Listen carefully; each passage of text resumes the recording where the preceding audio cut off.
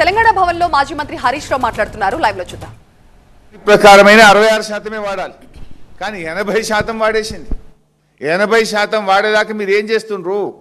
ఈ రేవంత్ రెడ్డి ఈ నీళ్ల మంత్రి గడ్డి వీక్తుండా?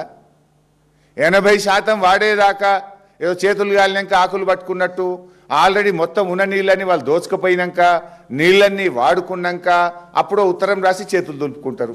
ఉత్తరాలు రాసుడు కాదు కదా, మన నీళ్లు మనం కాపాడి పెట్టుకోవాలి కదా, మన రాష్ట్ర అవసరాలను మనం జాగ్రత్తగా వాడుకోవాలి కదా, మన రాష్ట్ర హక్కుల్ని మీరు కాపాడాలి కదా.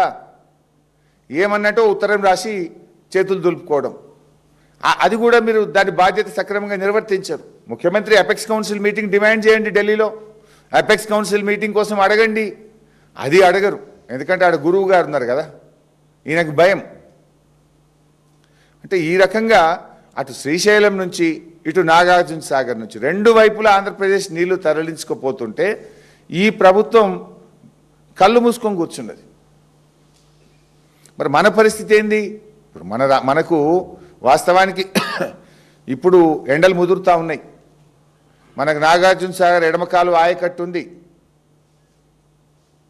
మాధవరెడ్డి గారి ప్రాజెక్ట్ ఉంది, మనకు ఏఎంఆర్ ప్రాజెక్ట్.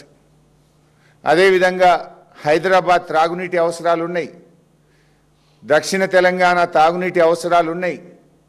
వీటన్నిటికీ నీళ్లు ఉండద్దు, రేపు మొత్తం ఖాళీ అయిపోతుంది. అటు శ్రీశైలం ఖాళీ అవుతుంది, ఇటు నాగార్జున సాగర్ ఖాళీ అయిపోతుంది.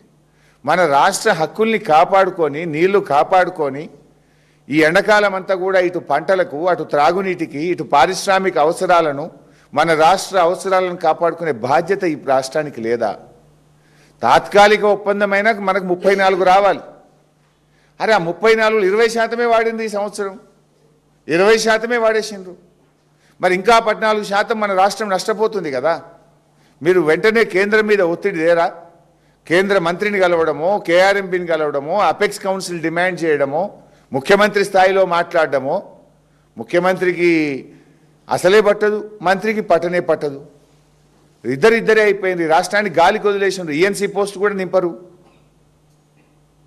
ఇవాళ మీరు మన రాష్ట్రానికి ఇంకా 174 టీఎంసీలో మన కోటా ఉంది. ఇప్పుడు ఆల్రెడీ ఇవాళ ఎంత 10వ తారీఖు, ఈరోజు కూడా 1.5 టీఎంసీ ఆంధ్రప్రదేశ్ తీసుకుపోతుంది. ఈ నిమిషానికి ఈరోజు కూడా per day 1.5 TMC Andhra Pradesh తీసుకుపోతుంది. ENC గారి లేఖ ప్రకారమే ఇవాళటికే ఆంధ్రప్రదేశ్ తన కోటాకు మించి 16 టీఎంసీల నీళ్ళు ఇప్పటికే తీసుకుపోయింది.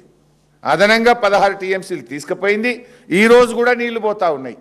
మరి రేపు మన పరిస్థితి ఏంది? మన రాష్ట్ర పరిస్థితి ఏంది? రేపు హైదరాబాద్ మంచినీళ్ళకి ఇబ్బంది రాదా?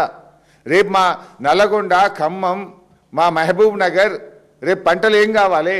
మా కల్వకుర్తి కింద పంటలు ఉన్నాయి, నాగార్జున సాగర్ ఎడమకాలం కింద పంటలు ఉన్నాయి, ఏఎంఆర్ ఎస్ఎల్బీసీ కింద నల్లగొండలో పంటలు ఉన్నాయి. ఈ పంటలన్నీ ఏం కావాలి? దక్షిణ తెలంగాణకు రేపు మున్సిపాలిటీలకు, గ్రామాలకు, రేపు ప్రజలకు త్రాగునీళ్ళు వద్దా? మీకు బాధ్యత లేదా? ఇంత పట్టింపు లేని రాజకీయం ఏంది?